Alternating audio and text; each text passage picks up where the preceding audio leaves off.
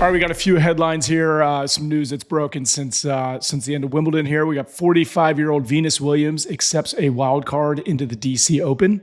She will play Peyton Stearns this Tuesday, so when this episode comes out, she'll likely be playing a few hours later.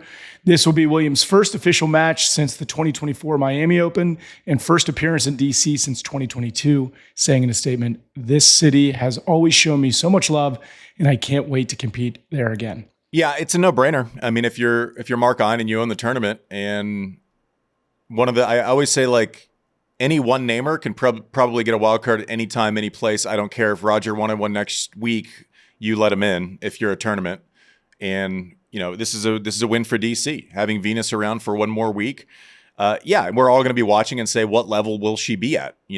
Anyone coming back after not having played for a year, it's not easy, and especially 45 turns to 46, turns to 47. It gets a little tougher every year, but it's a no-brainer. Venus is not someone who's relied, heavily on movement in the most recent years. Obviously, she was a great mover in her prime. She's going to come out and try to beat the crap out of the ball. I don't care if she loses. You can save all your, she shouldn't get a wild card. If you won 5 Wimbledon, 7 majors, and you're part of the most iconic tennis family in history, this is a win for the tournament at Washington, D.C., the city of Washington, D.C. JW, why am I wrong on this one? I wouldn't say wrong. I would say exactly. This is like exemptions in the PGA. You win 7 majors, you do whatever you want. I do wonder, would you feel differently if this were a major? I mean, you go to D.C., it's July, it's fun. They could use a big name, it's great. Would you feel differently if she asked for the same thing at the U.S. Open?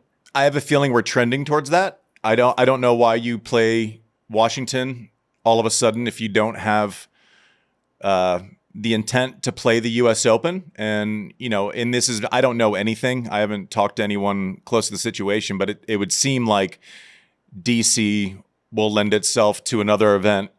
And I'd say, John, if those go okay, then I don't have much of a problem with the U.S. Open. I think wild cards should be used for a couple of things, right?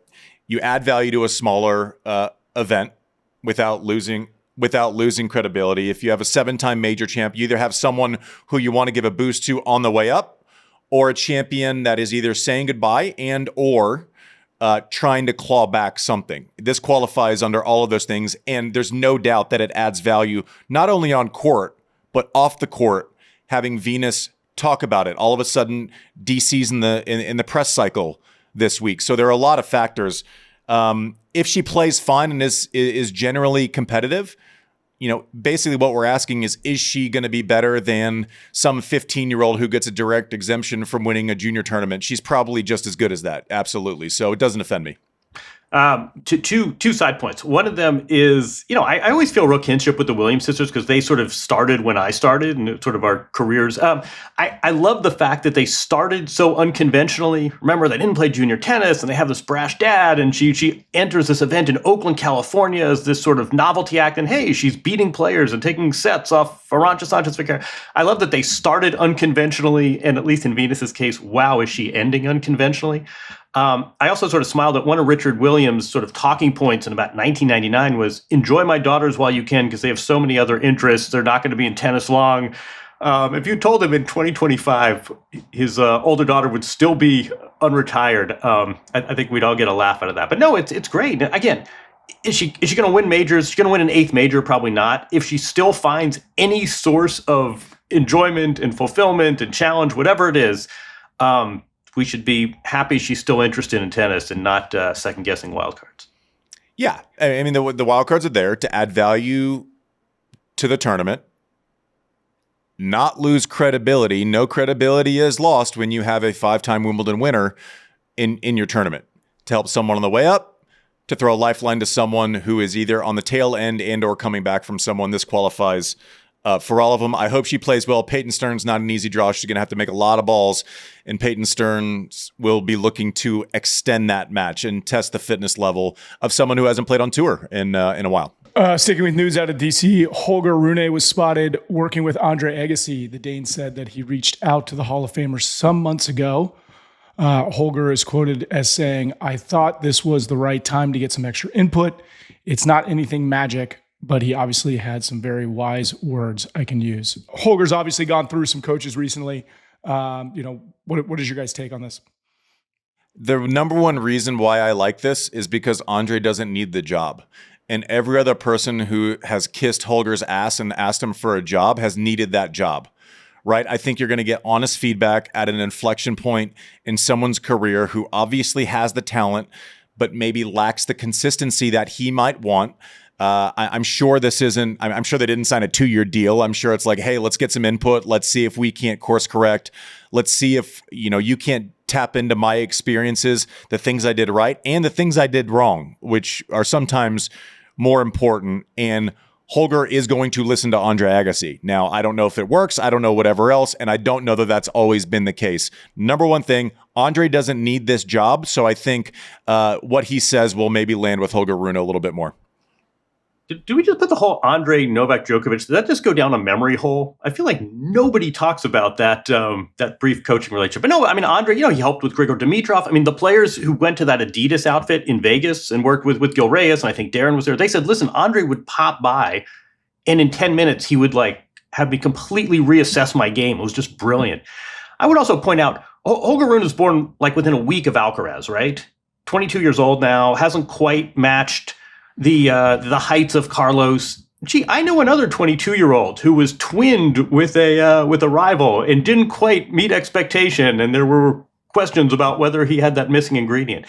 There's some real symmetry here, and no, I think it's what you said too. I mean, look, I don't think Andre's going to travel 30 weeks a year to be Holger Rune's coach, but I think it's kind of a win-win. Yeah, let's make this very simple, right? What's the downside? If it doesn't work, you're no worse off, and the upside is significant. Right. If the downside is that, and also I'm glad you brought up kind of Andre and Gil and the whole Vegas situation. Andre's worked with a lot of players under the radar in Vegas. We don't know all of the names. I know a lot of the names, but he's been an open door, right? He's happy to give access to his brain if someone wants it. He picks up the phone. Looks like he did again, and we'll see. Holger Rune is not going to be worse off for having long introspective conversations with Andre Agassi. There's no downside here. This is a win also. Last headline here, Carlos Alcaraz joins the list of Sinner, Novak, Draper, and Sabalenka in electing to skip the upcoming Canadian Open. Carlos is believed to be back on court for the Cincinnati Open ahead of the U.S. Open. What's your guys' take on this many stars skipping this event? Yeah, it's certainly new. This is not, but also I know that this is now, we've added a week, but they combine them into 3 weeks. I do think this is one of the problems with playing every event over the course of 10, 12 days, right? Is it's easier to commit to 2 weeks, Cincinnati and Montreal. And if you play well in one of them, then great. And coming over weeks earlier than you were supposed to. You're seeing a general trend of everyone loading up during the clay court season, playing a bunch on grass, which they should. Something's got to give at some point. And when you extend the runway further into the summer away from the U.S. Open, I think it makes it an easier no for some of the top players that have had success recently. You can, there are a lot of things we can tinker with. There are some immutable forces, right? Gravity, time, the bond market.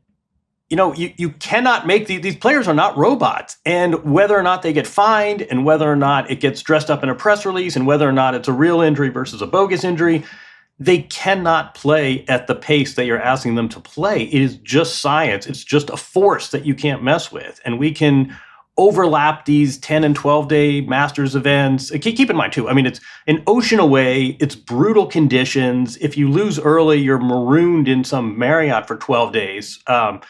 Before, no offense to Mike and myself, you get to go to Southwest Ohio. I mean, it's just not what we're asking of these players. You're begging for this. And it's really disappointing if you run the Toronto-Montreal tournaments. But I don't know. I mean, you're sort of I don't know what people expected to have happened. So, yeah, now we have this Masters 1000s event. It man spreads over almost 2 weeks. And we're not going to have Taylor Fritz might be the only top 5 player. Great job, guys. And you just spent however many weeks at Masters 1000s in Europe. It's just, and also we need to be careful with the term bogus injury, because what's an injury? Something that doesn't feel great. I guarantee you every name on that list has something because they've played the most in well, the what about last 3 months. fatigue? I mean, some of the what about? Totally. I think a legitimate injury is like what we said about Iga before. No, I'm just coming off a major on a different surface. Like I've got to play the U.S. Open. No, I'm tired, and I'm not going to have an MRI to show you, and I'm not going to have a sling. I'm just friggin' tired. No, and that's legit. We don't get to see MRIs.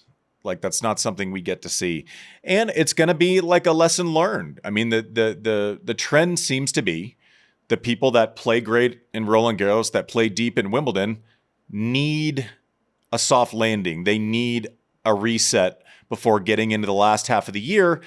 And what's going to go? It's that first 12 days that you're demanding of my time, where I actually need that 12 days to get ready for the tournament and then get ready for Cincy and then get ready for the U.S. Open. I think it creates more interest in Cincinnati, and I don't think this is the end of this trend for the front side of this tournament. You got to be careful what you wish for. You want more days, you're going to lose more players.